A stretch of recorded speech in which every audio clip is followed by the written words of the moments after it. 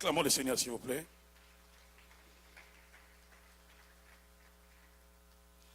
Donc là, maintenant, on va continuer notre message. Je vais essayer de prendre une portion de ce que nous avons dit le mercredi, afin de stimuler dans la prière. Je motive l'Église à venir à l'école de la délivrance, comme nous l'avons déjà commencé, qui jusque-là a assisté aux 3 séances de l'école de la délivrance, 3 séances. Alors, dès que nous allons commencer la prière, je me suis préparé pour tous ceux qui ont d'abord assisté aux 3 séances, vous serez les premiers qui vont venir ici. Alléluia. Alors, nous avons eu déjà 3 séances. Vous voulez vous mettre à jour, prenez les CD. Prenez les CD du Seigneur, vous bénira. Alors, j'aimerais que nous puissions ouvrir la Bible. Nous sommes dans l'Ancien Testament.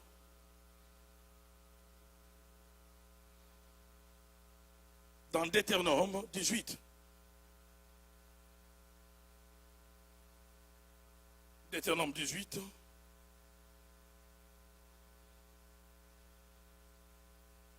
Si je dois parler le vendredi, je vais prendre une portion de ce que nous étudions le mercredi, mais la grande matière restera pour ceux qui viennent le mercredi.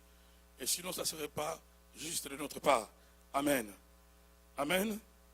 Alors, si vous voulez vous mettre à jour, vous ne pouvez pas venir le mercredi, prenez les CD du Seigneur, vous bénira. Deutéronome 18, je dis à partir du verset 10e, à partir du 10e verset, qu'on ne trouve chez toi personne qui fasse passer son fils ou sa fille par les faits, personne qui exerce le métier de devin, d'astrologue, d'augure, de sorcier. Dans ma version, on dit des sorciers, de magiciens. Personne qui consulte les esprits ou les spirites. Personne qui interroge les morts. Personne qui interroge les morts. Nous étions en train de parler des liens coutumiers, tribaux et régionaux. Et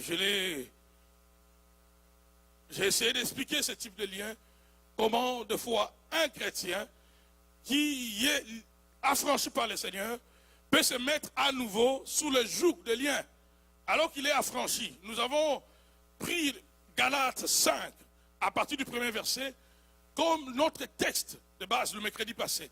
Si on peut nous rebalancer encore Galates 5. La déclaration de l'apôtre est très claire. L'apôtre dans Galates 5, il est en train de démontrer une chose, qu'on peut être libre, que Christ a fait de notre liberté une priorité. C'est voilà pourquoi il est mort à la croix. Ta liberté, ma délivrance est la raison première pour laquelle Christ est mort. Nous pouvons déclarer cela ensemble. C'est pour la liberté que Christ nous a. Il ne nous a pas affranchis pour autre chose. La raison prioritaire pour laquelle Christ est mort à la croix, c'est pour que tu sois libre. Donc ça veut dire que Dieu tient à notre liberté. Donc quand tu n'es pas libre, ça dérange le Seigneur.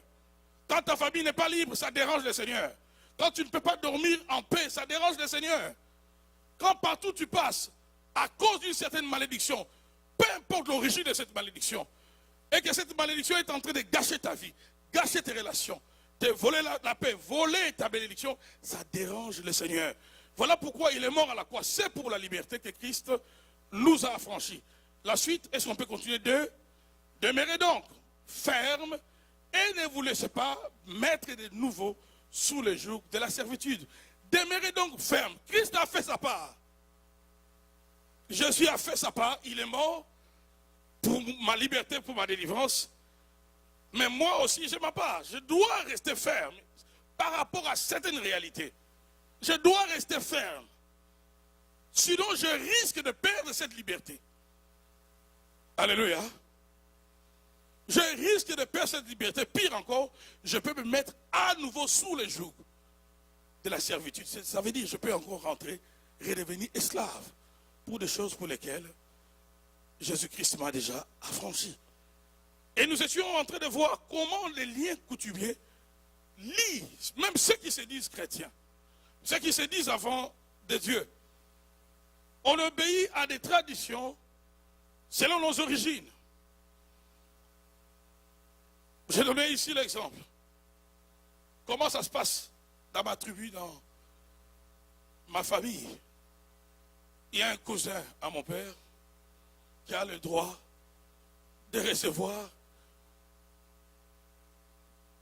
tout le premier salaire de tous les enfants de mon père. Et mon père, vice-versa, doit recevoir le salaire de ses enfants. Admettons maintenant que cet homme-là est dans les ténèbres. Le fait seulement de me soumettre à une telle loi, je donne l'autorité aux esprits de la famille, de la sorcellerie, de contrôler ma vie, de dominer ma vie, d'enlever ou d'ajouter certaines choses dans ma vie. Pourquoi? Parce que la Bible dit, nous avons lu cela avec vous, dans 2 Pierre 1, je pense, verset 19, que tu es esclave de ce qui te domine. Quand tu te mets sous une réalité, cette réalité commence à te dominer, alors cette réalité peut t'imposer sa règle. Quand tu te mets sous la domination de la tradition, que moi, bon, chaque 25 de chaque année, comme notre grand-père était mort à la forêt, il était allé chercher un gibier, nous, on ne touche pas à la viande. Tu respectes cette restriction-là de ta famille, mon frère, ma soeur, tous les esprits de la famille, même si tu pries 10 heures de temps, ce n'est pas question de prière, c'est une question de logique spirituelle. Et tu peux dire avec moi logique spirituelle. Le monde spirituel fonctionne avec des principes. Quand toi tu respectes une loi, tout le reste va te coller à la peau. Alléluia. Donc tu ne peux pas être chrétien. Chaque année, on se réunit. Je vis une famille quelque part où chaque année, tellement que le grand-père de la famille était un grand homme avec beaucoup de biens, chaque année, s'il vous plaît, on doit se réunir, prendre la photo de ces messieurs, on le met au milieu et on prépare un buffet. Toute la famille et les amis de la famille sont là. On va manger. Et puis à un certain moment, tout le monde va rester calme. Les aînés de la famille vont commencer à rappeler à tout le monde ce que le grand-père était et les paroles qu'il avait laissées, s'il vous plaît, pour sa descendance. Toi, tu es chrétien maintenant. Tu es dans une telle famille.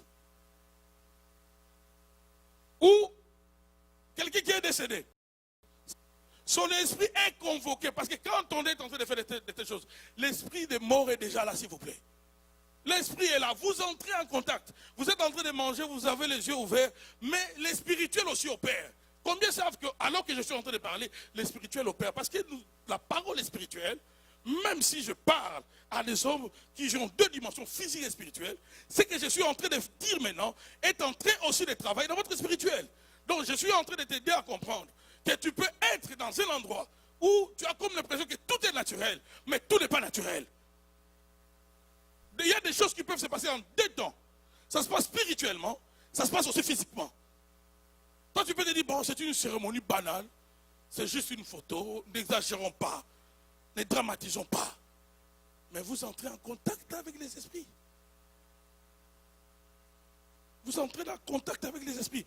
Or, le Seigneur a interdit tout contact avec les esprits. Je voudrais dire à quelqu'un, peu importe ce que ton père était, peu importe ce que ta mère, ton frère, ton mari était, si la personne est partie, c'est fini. C'est fini. J'ai perdu un frère. C'était notre frère aîné. Ça nous a pris du temps pour accepter cette réalité.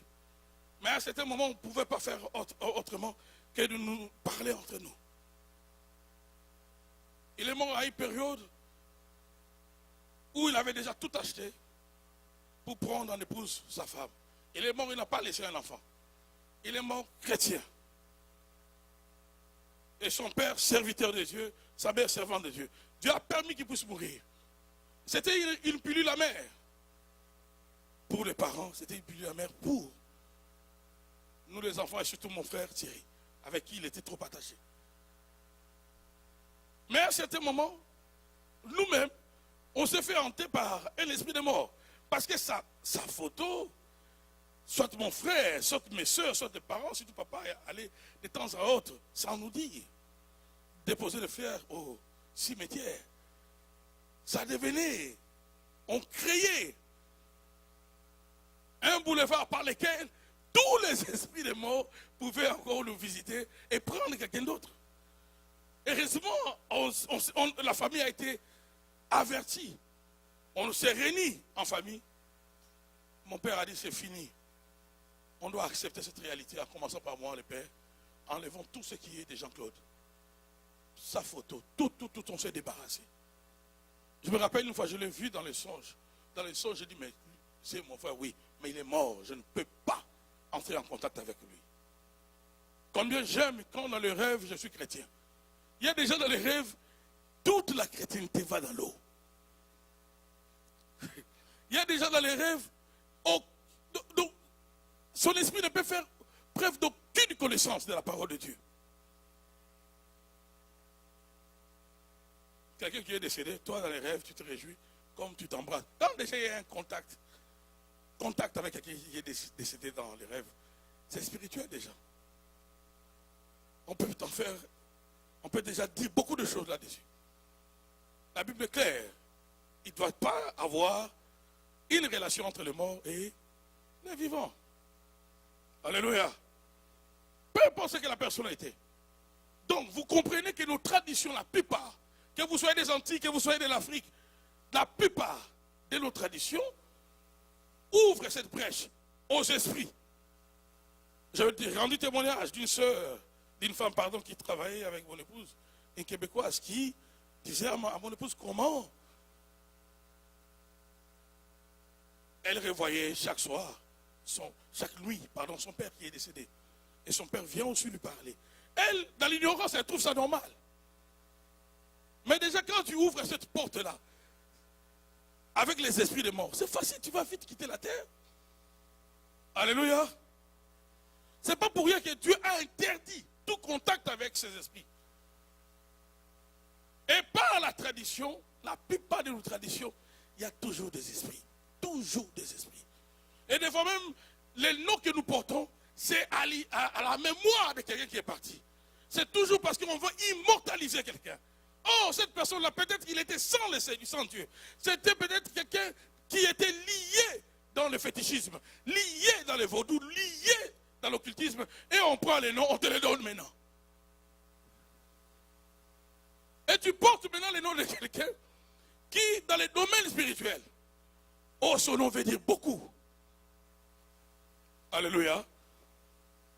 Son nom veut dire beaucoup. Quand on cite son nom, tous ceux qui portent le nom, ce nom-là, partagent le malheur de cette personne. Et certains même peuvent venir au travers des noms, parce que vous savez que le nom peut représenter une porte dans les domaines spirituels. Le nom que tu portes peut être une porte. On peut te posséder par les noms. Le nom peut être une porte. Tu portes le nom, mais tu pries, oui, tu parles la langue, mais tu te fais posséder par... C'est une porte. C'est une porte. Alléluia. Tout cela, c'est la tradition. Pourquoi devons-nous nommer nos enfants par rapport à ce qu'on nous a dit? Qu'il faut toujours immortaliser maman, immortaliser papa. Si c'est papa là, si cette maman-là ne connaît pas le Seigneur, elle est ma mère, je ne la donnerai pas les noms de mon enfant. Vous dites pas amen, hein? Vous êtes choqués? Je vais le répéter. Si ton père, si ta mère ne connaît pas le Seigneur, si tu veux parler à ton enfant des combats inutiles, ne lui donne pas ces noms-là.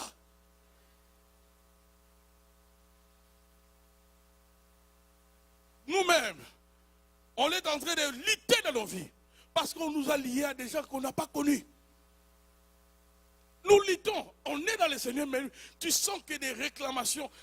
Pourquoi ces esprits de réclamation opèrent? On réclame que ceux qui nous reviennent, on leur a donné certains droits. Quel est ce droit? Tu portes son nom, tu portes son identité. Oh, cette personne-là était dans les ténèbres. C'est tout à fait normal qu'ils viennent réclamer. Si c'était quelqu'un qui était dans la sorcellerie, c'est tout à fait normal qu'ils viennent réclamer un peu de ton sang, un peu de ta santé. C'est tout à fait normal. Et nous luttons. Nous sommes de la génération où, en fait, on est entre deux réalités. Ceux qui sont au-dessus de nous. La génération de nos parents, pour la plupart. Les ténèbres. Ceux qui sont sauvés, ils viennent dans les seigneurs, un pied dans les choses de Dieu, l'autre pied, ils laissent dans les traditions. Alléluia. Et nous sommes maintenant là, avec des noms déjà que nous portons à cause de nos traditions. Et c'était parmi nous ici.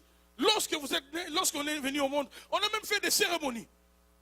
Pourquoi? Parce que dans certaines traditions, selon les sectes de l'enfant, si c'est un garçon, il y a telle tradition, telle cérémonie qu'on va faire.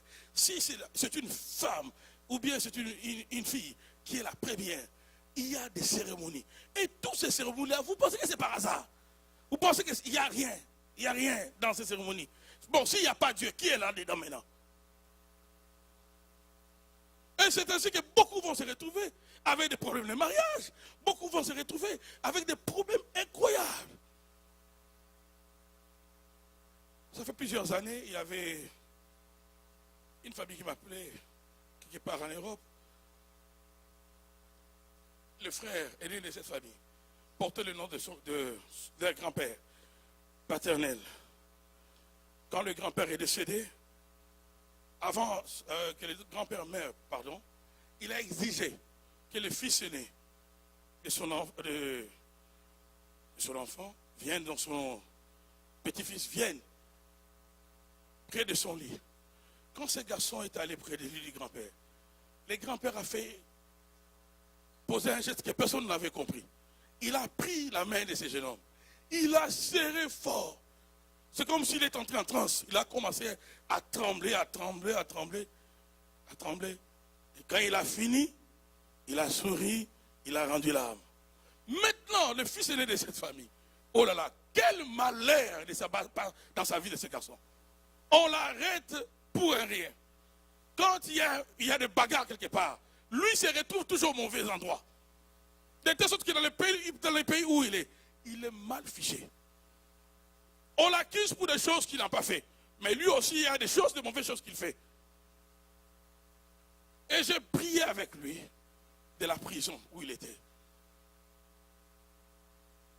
Dans mon cœur là où j'étais, je disais que Dieu fasse grâce à ce frère-là. On lui a transmis, on a fait un transfert. Donc, il sait qu'il va partir. Il s'est déjà réincarné. Les garçons pensent qu'il est seul. Non, tu n'es pas seul. Il est déjà entré en toi. Tu n'es plus seul. Alléluia. Bien, mais dans le Seigneur, l'heure est venue où l'Église doit mettre la machine de la prière pour arrêter tous ces détracteurs, tous ces voleurs d'âmes, tous ces voleurs de destinées. L'heure est venue où l'Église doit s'élever dans la prière. Il n'y a que la prière et la prière, la forte prière, qui peut faire barrière à la sorcellerie. Il n'y a que la forte prière. Si on ne prie pas, on ne gêne pas, ils vont continuer à opérer facilement. Il n'y a que la prière. Je ne te dis pas de devenir pasteur, je te dis de prier et de prier sérieusement. J'aime ce que l'aîné, le pasteur Gabriel Veil a dit ici. Des prières où tu sens que même tes lèvres là, vont se déchirer. Des prières où tu fais trembler le trône de Dieu. Des prières, il y a prière et prière. Jésus, avant d'aller dans la croix, la Bible décrit comment il priait.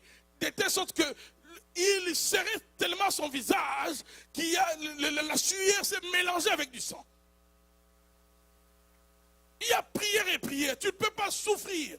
Tu vois que la tradition, tu vois que les réalités des esprits de la famille sont en train d'entrer ta vie. Toi, tu penses que tu peux esquiver cela. Toi, tu penses que tu peux faire semblant et continuer à vivre.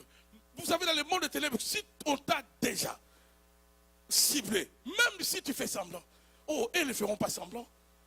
C'est que comment je vais dire ça? Satan et son royaume, ils n'ont pas honte. Quand ils te détestent, le monde des ténèbres, oh, ils n'ont pas honte. Alléluia. Ils n'ont pas honte. Ils n'ont pas honte. Remarquez ce que Satan a fait. On lui donne l'opportunité de faire du mal à Job. Dieu lui donne l'opportunité. Il n'avait pas le droit. Ce qui démontre que le diable est limité, mon frère. Si le Satan est limité. Vous dites pas amen. Oh, vous me faites peur depuis tout à l'heure. Ou bien c'est moi qui fais. Le diable est limité, bien aimé. Dieu a dit à Satan, maintenant touche Job, pendant touche sa famille. Les mêmes jours, il n'a pas fait ça dans une semaine. Il pouvait quand même maquiller ça. Lundi, tel bétail de Job, le feu tombe, le consume. Job digère un peu. Mardi, ses enfants peuvent mourir. Mercredi, même les enfants, on peut même répartir. Mercredi 2, jeudi pour amortir. Non, non, tout en 24 heures, s'il vous plaît. Vous jouez avec le diable. Tout avec tous les coups. La Bible dit que le messager s'est succédé. Dès qu'un termine de donner une mauvaise nouvelle, le temps que Job veut avaler la salive, un autre messager arrive. Là où j'étais, patron, tes enfants étaient en train de voir. Les Chaldéens sont venus. Voilà, on a tué tout le monde. Là où j'étais, tout, le diable. Dis au voisin, Satan n'est pas un ami. Regarde celui qui en a dit, lui, Satan n'est pas un ami. Voilà pourquoi prends ta vie en main. Il y a des gens qui jouent avec la vie chrétienne. Il y a des gens qui jouent avec la vie chrétienne. Vous savez combien la vie chrétienne sauve des vies? Si nous sommes en vie ici, si nous autres ici, on peut dire ce que nous disons ici, mais c'est grâce à Christ. Je ne peux jamais jouer avec ma foi. La Bible dit, tu ne peux pas rester impuni si tu négliges un si grand salut. Dieu nous tire réellement des griffes du diable, de la sorcellerie. La plupart de nos familles où nous sommes ici, c'est les ténèbres, s'il vous plaît. Ténèbres sur ténèbres. Alléluia. Des fois, vous vivez même avec des gens qu'on a déjà intronisés dans votre génération, comme les prochains snipers. C'est eux maintenant qui vont commencer à battre. Dans votre génération, eux qui vont commencer à tuer. Je dis aussi longtemps que j'aurai le souffle de vie. Dans le nom de Jésus-Christ de Nazareth. Que ma présence puisse nuire au royaume du diable. Je disais que ma présence nuise au royaume du diable. Je le répète, que ma présence nuise au royaume du diable. Parce que du reste, que je le fasse ou pas, eux vont chercher à me nuire. Comme eux ont fait de ma vie leur cible. Christ m'a racheté. Alors je m'abandonne totalement entre les mains de Christ. Comme une arme dans les mains d'un vrai soldat. Christ ne va pas rater la cible. Par moi, il va écrouler plusieurs. Tu dois le dire pour toi-même. Par toi, Christ va écrouler plusieurs. Plusieurs géants, plusieurs sorciers. Plusieurs, même ceux qui sont dans la tombe, qui continuent à se réincarner dans les corps. Par toi, Christ doit les écrouler. Et il y a des déclarations, quand tu le fais, tu le dis en deux dimensions. Des fois, tu pries, je dis, vous aussi les esprits, écoutez-moi. Alléluia. Tu parles au monde des esprits. Nous sommes comme des sahuts, sauvés, descendants d'un père qui avait la promesse. Mais nous luttons, nous nous battons. Pourquoi il y a trop de luttes? Pourquoi il y a trop de luttes dans nos vies? Nous devons faire la part des choses. Il y a des luttes qui sont des épreuves. Et une épreuve a une fin. Dieu ne peut pas t'éprouver toute la vie. Dieu ne peut pas. Quel plaisir Dieu peut tirer à te compliquant que tu ne termines pas tes études, que tu ne te maries pas, que tes enfants soient souvent, qui soient malades. Quel plaisir que Dieu a tiré de tout ça. Vous allez comprendre que c'est le diable et son royaume qui prennent plaisir. Des fois, nous, dans les délivrances, c'est étonnant d'écouter un père, c'est étonnant d'écouter un esprit humain, d'une main, qui te dit, je suis content, parce que je n'aimais pas mon garçon, je n'aimais pas ma fille, je la combats parce qu'elle a un grand avenir, mais tu l'as portée pendant 9 mois. Remarquez la bonté de Dieu, hein?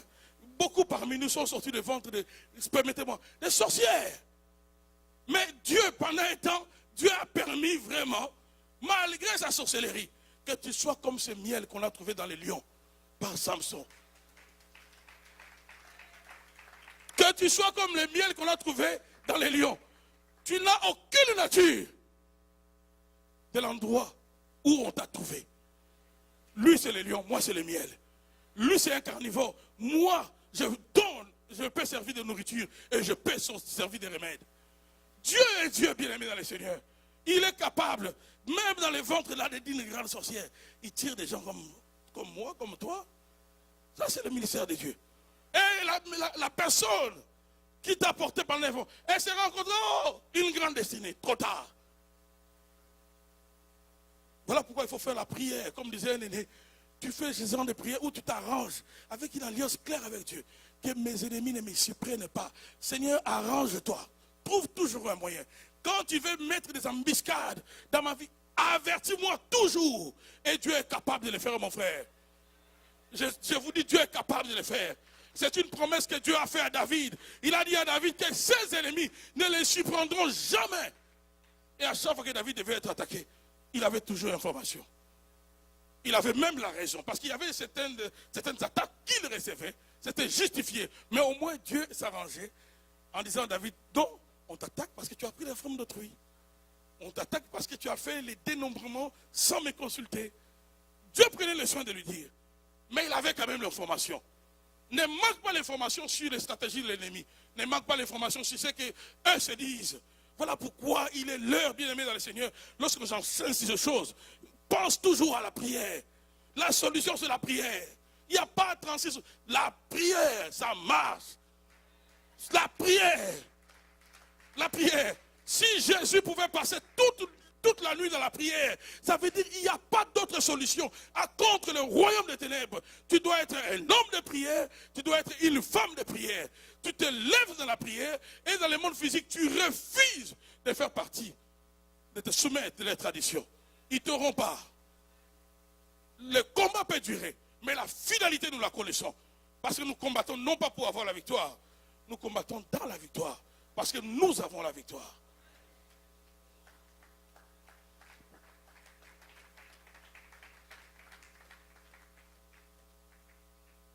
Or, encore dans ma famille,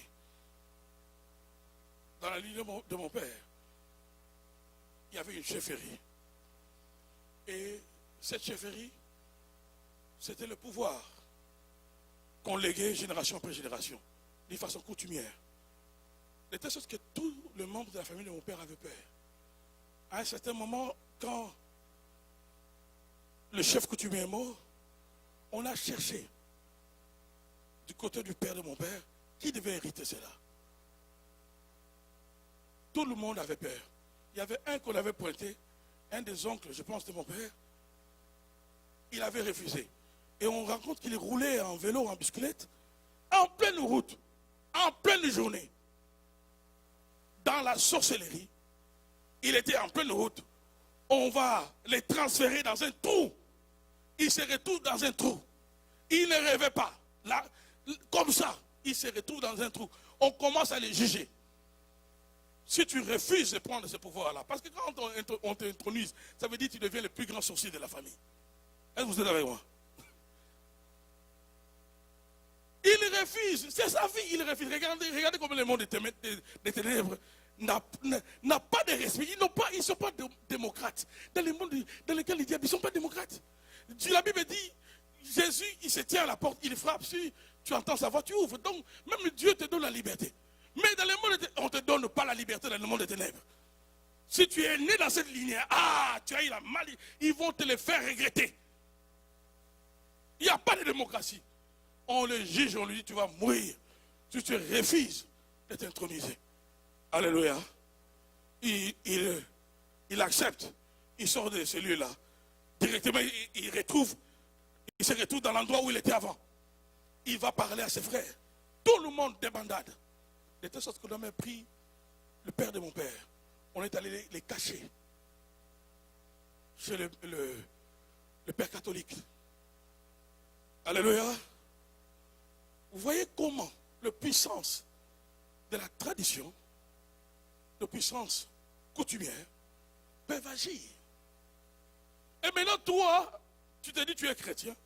Tu commences maintenant à obéir aux coutumes, aux traditions.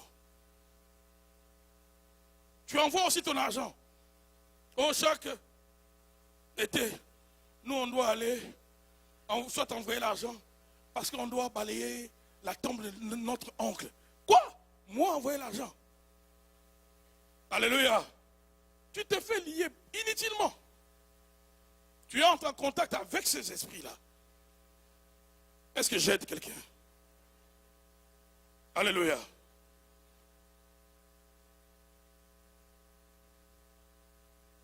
Nous devons refuser en tant que des chrétiens de nous mettre à nouveau sous le joug de la servitude. Tu ne peux pas être chrétien. Toi, tu te soumets aux restrictions sur le plan de mariage, sur le plan, je ne sais pas moi, de localisation. Oh non, nous, les ceux du Nord, je ne peux pas habiter dans un pays au Sud. Je dois toujours être au Nord parce que quand à un certain moment, les gens de mon village sont allés vers le Sud, ils s'étaient morts d'une épidémie. Alors, c'est resté comme une tradition chez nous. Nous, on n'habite pas. Toutes ces choses-là, si tu es chrétien, ça ne doit pas marcher. Oh, nous, bon, dans notre village, on ne touche pas, on ne mange pas ceci. Es-tu réellement sauvé? Je suis en train de t'aider à comprendre ceci. Si tu obéis à une de tes lois, de ta tradition, tu te soumets à toutes. Le reste. Et ils pourront tout faire. Ne leur donne pas les droits. Amen. L'héritage du mal de nos familles. Parlons un peu de l'héritage du mal. Lisons dans Jean 9.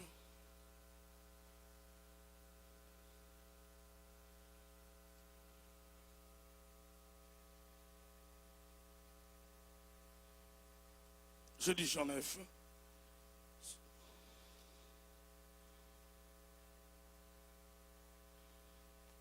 Le 3 premiers versets. Alléluia. Ah. Donc là, déjà, tu te prépares dans ton cœur. Si tu sais que toi, quand tu es né, on avait fait des cérémonies, on n'a jamais prié pour toi. Tout à l'heure, là, tu vas renoncer à ces cérémonies. On va briser cela dans le nom de Jésus. Amen.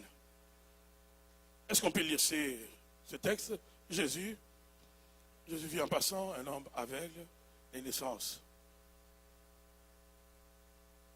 Ses disciples lui firent cette question: Rabbi, qui a péché cet homme ou ses parents pour qu'il soit né aveugle? J'ai déjà exploité ce texte il y a peut-être 2 ans de cela, parce que dans la conception des Hébreux, les Hébreux savaient, n'est-ce pas, que le malheur qui arrive à un enfant peut être la conséquence des actes de parents.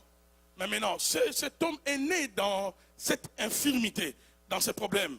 Alors, chez les Hébreux, ils croyaient aussi, d'après les théologiens, ils disent que chez les Hébreux, ils croyaient qu'une femme qui est enceinte, qui par exemple va chez un féticheur, le fait seulement qu'il ait brûlé la recommandation de Dieu des Deutéronome 18 que nous avons lu tout à l'heure, qui interdisait aux Juifs d'aller consulter les diseurs de bonne aventure, les astrologues et les féticheurs, les sorciers.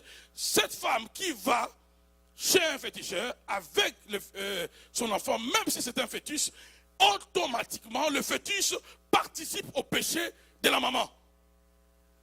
Est-ce que vous comprenez cela? Parce que cet homme, il est né comme ça.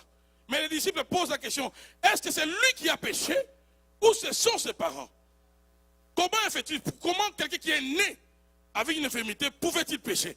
Il pouvait que pécher dans la logique où, étant dans le ventre de sa mère, soit ses parents ont allé, ils ont franchi une loi qu'ils ne devaient pas franchir, et cette loi condamnait non seulement la femme, mais aussi le fœtus ou l'enfant qu'elle portait. Alléluia. Donc, ils comprenaient bien qu'un enfant peut hériter un héritage du mal.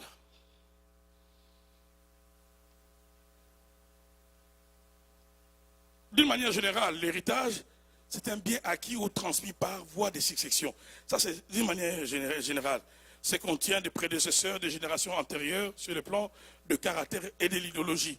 Mais lorsqu'on parle de l'héritage du mal, on fait allusion, c'est l'ensemble des choses négatives. Ça peut être une malédiction, ça peut être le rejet, l'échec, l'humiliation, et d'un pouvoir de contrôle sur les événements du passé de prédécesseurs qu'on reconduit ou qu'on reproduit dans les générations futures. Donc c'est l'ensemble de choses négatives et d'un certain pouvoir de contrôle.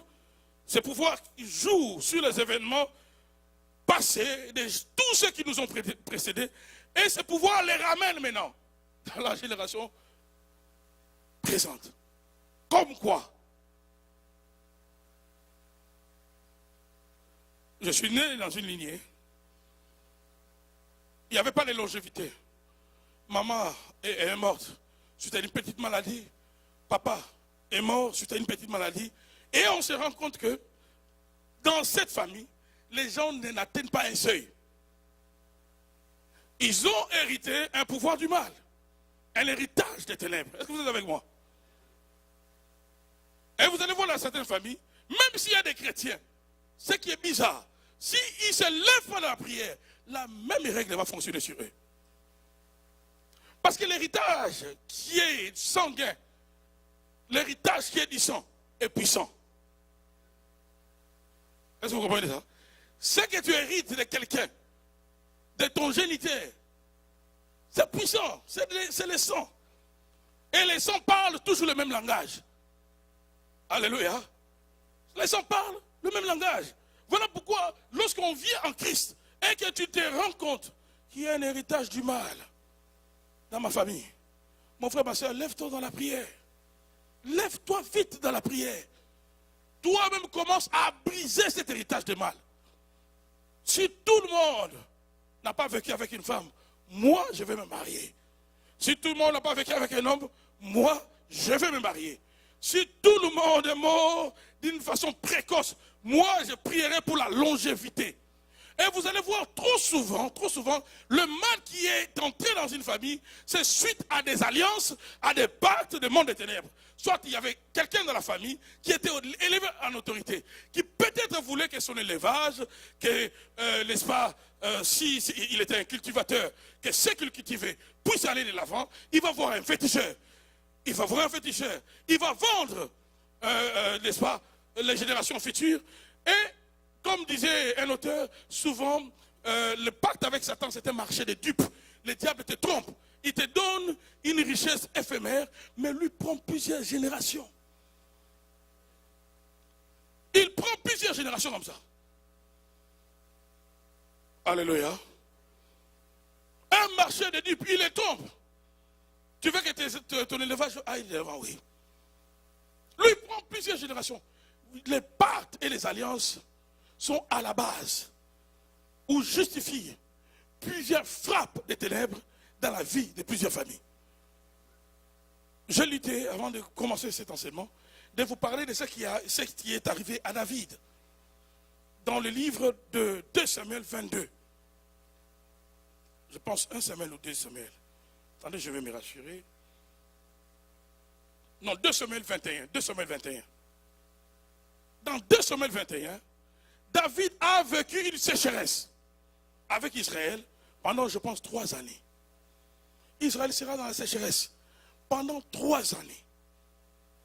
3 ans de sécheresse, ne sachant pas pourquoi ils sont dans cette sécheresse.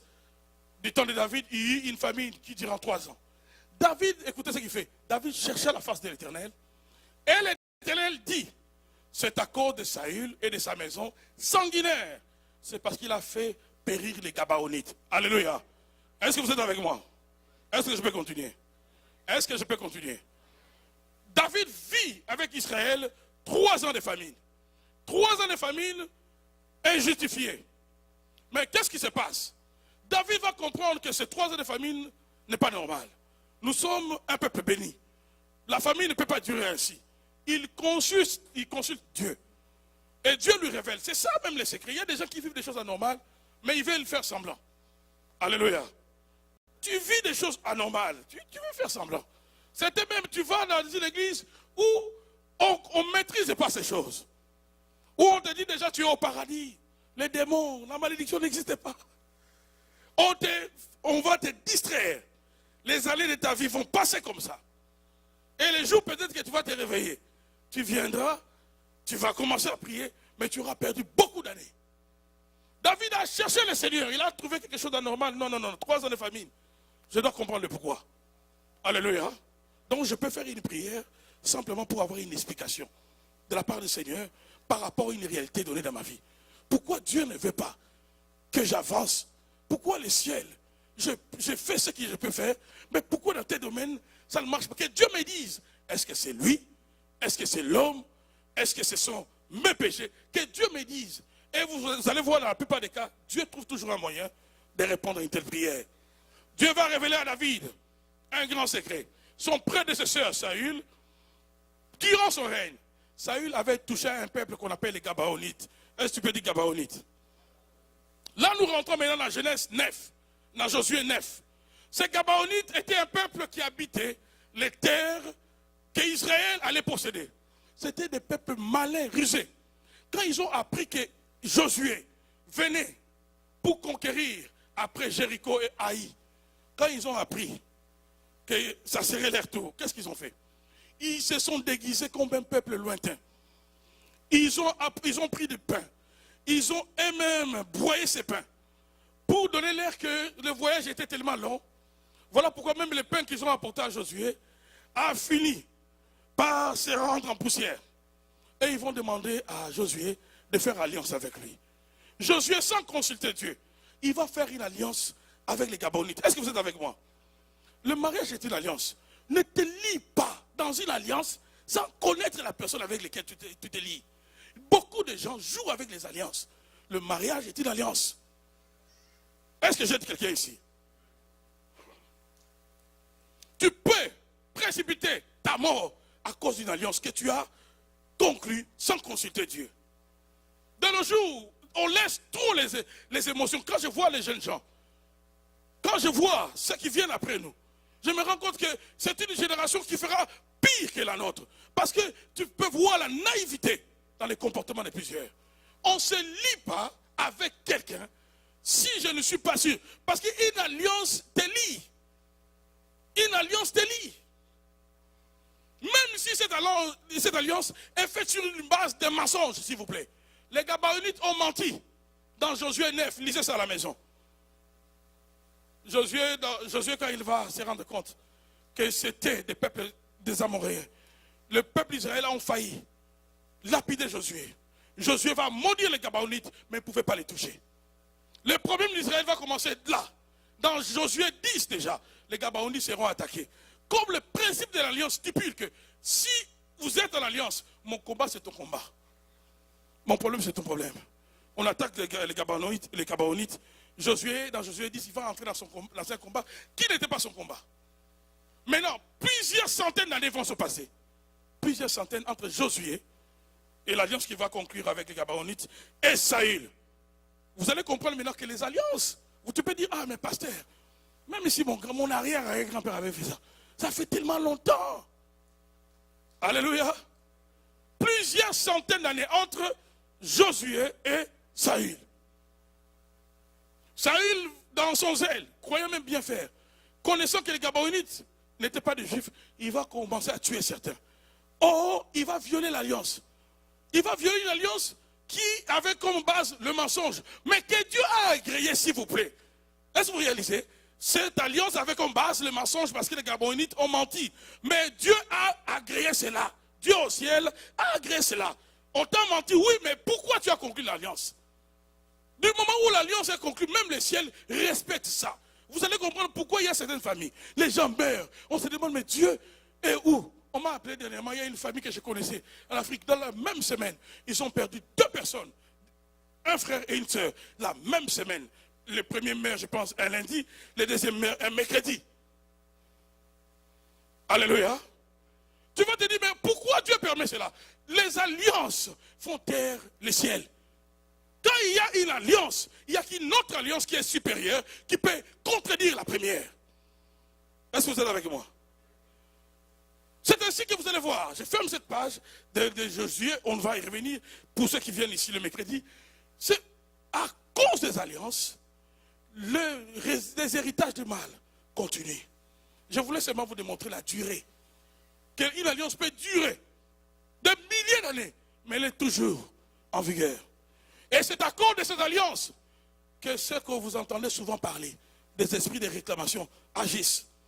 Parce que celui qui a vendu la famille a dit que vous tous vous allez servir le diable. Toi, tu viens au Canada, tu commences à être chrétien. Tu laisses les vaudous, tu laisses toutes les religions de ta famille. Déjà, le fait que tu deviennes chrétien, tu es une cible, tu as violé une alliance. Au lieu aussi d'être un chrétien, une chrétienne sérieuse, non, toi tu es un chrétien de temps à autre. Quand c'est le froid, là on te voit. Quand c'est l'été, non, tu veux vivre ta vie. Mais ces esprits de réclamation auront raison de toi. Est-ce que je suis en train de dire quelqu'un? Alléluia. Ces esprits auront raison de toi. Ce soir, bien aimé dans le Seigneur, la mission sera une seule mission. Te déconnecter de ces alliances-là. Sortir de ces alliances-là. Refuser cet héritage. Quand tu vois tous les signes du mal de la famille prendre place, lève-toi dans la prière. J'ai parlé d'un frère nigérien qui se liait toujours avec des sœurs, mais ça ne marchait pas. Ça ne marchait pas. Il n'était pas aventuré. Jusqu'au jour où il était serviteur dans cette église, c'est son pasteur qui a écrit un livre sur ces frères-là. Il a dit, le frère est venu me voir. Il m'a relaté son problème. Il a dit, je ne peux pas comprendre. Plus d'une dizaine de sœurs à qui je propose le mariage. Dès qu'on arrive à la conclusion, la sœur change. Vous n'avez jamais vu ça. La personne change. Une fois, 2 fois, 3 fois, 10 fois. Ce n'est plus un hasard. Le frère a dit au pasteur, moi je ne veux plus continuer à servir comme ça. Soit Dieu te parle, soit Dieu me parle. Moi je ne peux plus. Ils sont entrés en jeûne de 3 jours. Ils prennent 2 ou 3 jours. Et c'est dans le jeûne que le Seigneur va révéler à l'homme de Dieu qu'il y avait une alliance dans la famille de cet homme. Et qu'est-ce qu'on avait fait? On avait vendu le mariage. Pourquoi? Parce que sa famille dans son village était en concurrence avec une autre famille. Alors pour que le bétail de ses arrière-grands-parents puisse prospérer, il y avait des choses que le féticheur avait demandées, parmi lesquelles la stabilité. Et la stabilité dans tous les sens. Et comme on en parlait de la stabilité, ça touchait aussi le mariage. Et son grand-père à l'époque, ses grands-parents avaient bénéficié de ce pacte-là avec ces féticheurs. Et les générations futures, ils se sont retrouvés, pas de stabilité. Des hommes qui étudient, mais pas de mariage. Une femme peut venir, dès qu'on arrive à la porte du mariage, la porte se referme. Est-ce que je parle à quelqu'un? Quand une cause est révélée, cette cause peut facilement être brisée. Le plan du diable, c'est lequel? C'est de garder secret. C'est pourquoi tu es dans la souffrance. Parce que si tu ne sais pas pourquoi tu es dans la souffrance, qu'est-ce que toi tu vas combattre? À qui tu vas t'adresser? La première étape, lorsqu'on veut sortir d'une situation de malédiction, c'est de comprendre pourquoi je suis dans la malédiction. C'est ce que David a fait. Il a cherché le Seigneur pour connaître la cause.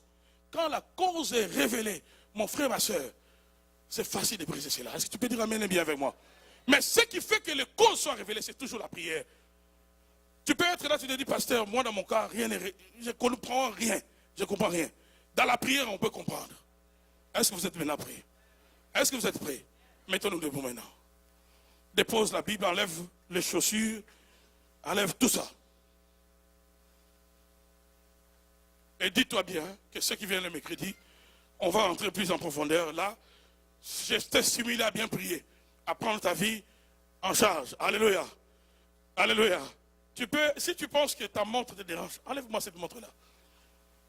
Alors que le frère Samuel va commencer à jouer avec le clavier, tu n'as pas besoin que je te stimule, tu connais ton problème. J'ai dit tout à l'heure, à un certain moment, je vais appeler ici tous ceux qui ont participé les 3 séances de l'enseignement sur le code de la délivrance. Mais maintenant, dans un premier temps, nous allons faire deux choses. Premièrement, nous allons parler au Seigneur par rapport à ce que j'ai compris dans la parole, par rapport à ma situation. C'est quoi ton problème? Est-ce que tu as réalisé qu'il y a un lien qui contrôle ta vie malgré que tu es dans le Seigneur? Y a-t-il des liens? Que toi-même tu as réalisé que non, ma vie, malgré ce que je suis peut-être dans l'église, je sais, ça fait une dizaine, une vingtaine d'années. Non, non, il y a un problème sérieux dans ma vie. Il y a un problème sérieux. Pendant que je parle, j'entends esprit des eaux. Esprit des eaux. Donc je comprends qu'il y a une personne dans cette salle et dans son village, le village est entouré des eaux. Et il y a maintenant des cérémonies qu'on avait fait pour cette personne dans les eaux. Et cet esprit des eaux va sortir dans les minutes qui vont suivre. L'onction de la délivrance est déjà là. Je parle avec autorité parce que je sais ce que Dieu va faire maintenant. Maintenant. Dans une réunion aussi ordinaire comme celle-ci, le Seigneur peut arrêter cette malédiction. Le Seigneur peut briser ces liens. Le Seigneur peut te sortir de cette alliance du mal. Maintenant, en battant tes mains, commence à parler à Dieu à la lumière de la parole que tu as écoutée. Dis Seigneur, sors-moi de ma situation. Oublie le voisin, oublie la voisine, prie le Seigneur.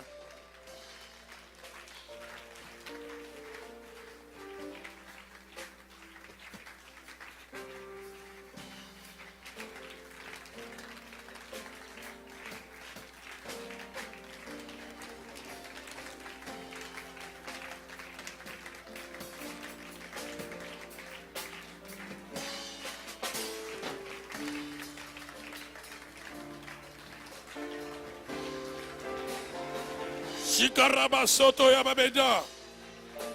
Robosati karabaso.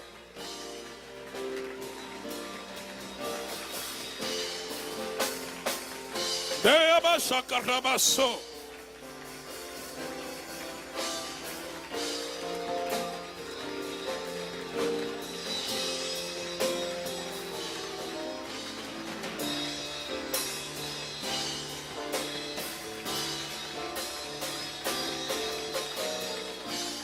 Rabababa shakarabaso. Ndebe abasoto karabazande. Ndebe robosati karabaso. Yeso, tobe liokolo.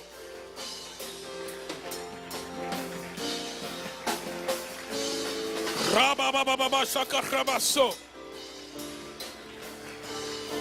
Ndebe abasoto karabasa.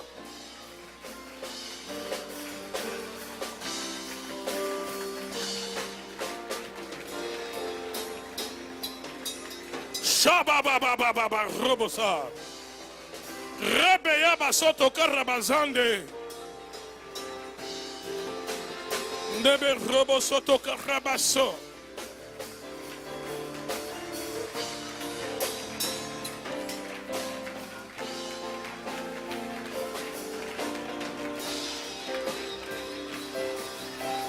Shikarabasoto rababababa. Nebeya soto karabaso. Robosa. Nebeya shima soto karabaso. Robosa.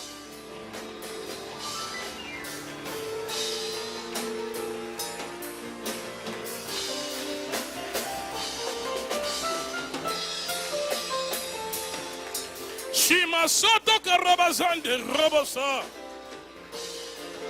Robosa. Rebenda rabasoto yabenda. Nebe rabababa robosa.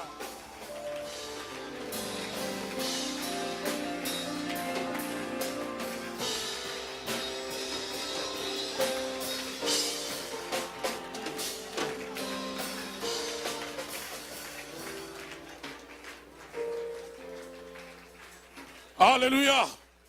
La gloire du Seigneur est ici. Il y a une forte onction en ces lieux. Il y a une forte onction. Oui, ma soeur, voilà pourquoi tu me regardes en lunettes. Le Seigneur me dit, parce que tu as écouté la voix de mon serviteur quand tu es venu ici. Je comprends bien, c'est la voix du pasteur Ézéchiel. Parce que tu as écouté la voix de mon serviteur qui t'avait dit, reste en ces lieux pour ta délivrance. Le Seigneur me dit, il t'a redonné d'abord le mariage. Tu le sais, n'est-ce pas? Ça, c'est pas, ça, le Seigneur te l'a donné. Parce que tu as écouté la voix de mon serviteur, le Seigneur t'a remis ce voile de mariage-là. Ça, c'est une chose.